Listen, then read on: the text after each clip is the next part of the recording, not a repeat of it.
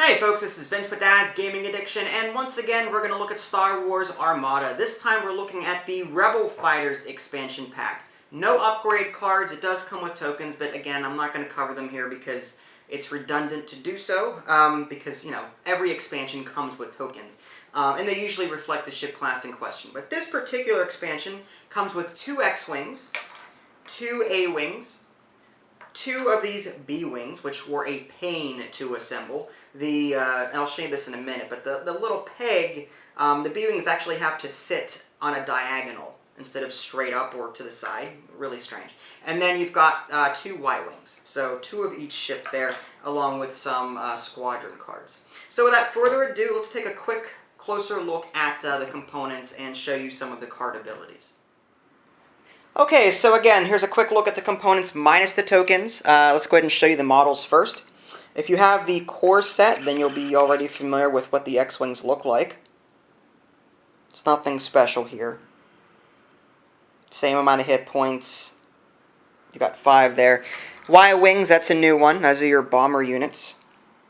They have 6 hit points, probably the toughest so far that we've seen. Quick look at that. Then you've got your A-Wings, fast and nimble, 4 hit points there.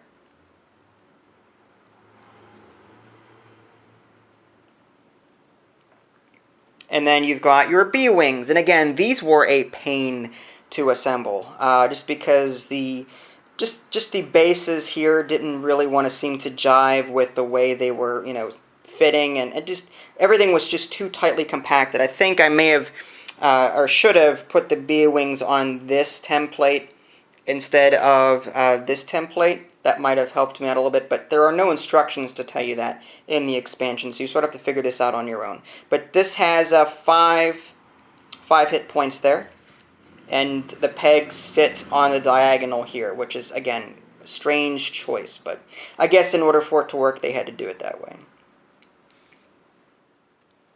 Squadron cards, we'll start with the X-Wings, and again, these are available in the core set, so you won't see anything new here. 3, 5, 4, 1, as far as your stats go. 3 movement, 5 hull, strength, 4 anti-fighter defense, and 1 capital ship attack, although this is a red die. As a bomber, while attacking a ship, each of your crit icons adds 1 damage to the damage total, and you can resolve a critical effect. It also has the escort ability. Squadrons you are engaged with cannot attack squadrons that lack escort unless performing a counterattack. That has a cost of 13 points there. Wedge Antilles has 19 points, so it's only a 6-point upgrade.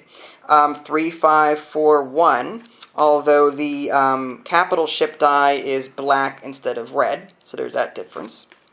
The special ability here, while attacking an activated squadron, you may add 2 blue dice to your attack pool. So that's pretty significant.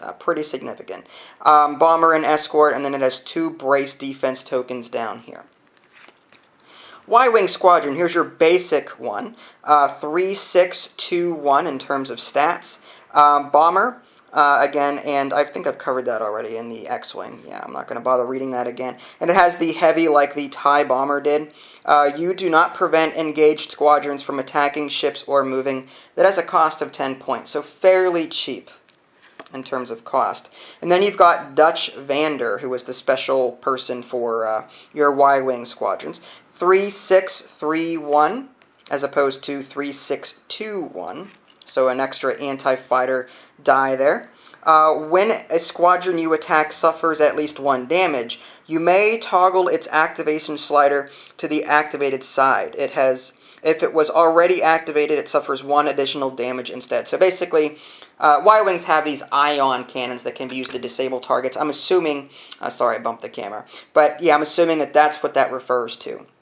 Bomber and heavy, that has 2 brace defense tokens there, cost of 16 as opposed to 10. A-Wing Squadron, here's your basic card, 5, 4, 3, 1. Counter 2. After a squadron performs a non-counter attack against you, you may attack that squadron with an additional, or with an anti-squadron armament of 2 blue dice, even if you are destroyed. So it's sort of like the TIE Interceptor. It has a cost of 11 points. And then you've got Tycho Kelchu, which looks like it's the same stats, 5431, 5431. So yeah, so same stats there. Although it has a special ability, you are not prevented from moving or attacking ships while you are engaged. Counter 2, and then it has a cost of 16 as opposed to 11 down here, so only 5 points difference there. And 2 defense tokens. It has, I think it's Scatter. Basically, it negates all damage, and then you've got this Brace defense token. Last but not least, B-Wing 2532, which is pretty decent. So it can perform a wide range of different functions, though it is fairly slow. Bomber unit, and then it has a cost of 14 points. And then your special character here is Kian Farlander 2532. I think that's the same. Although this is 2 black dice, and this is 1 blue and 1 black. So Kian Farlander has 2 black dice there under the capital ship section. Special ability, while attacking a ship, if the defender hull zone has no shields, you may re-roll any number of dice in your attack pool. That's fairly good. 2 defense token has 2 brace down here, and that has a cost of 20 points, as opposed to the B-Wing's normal 14 points.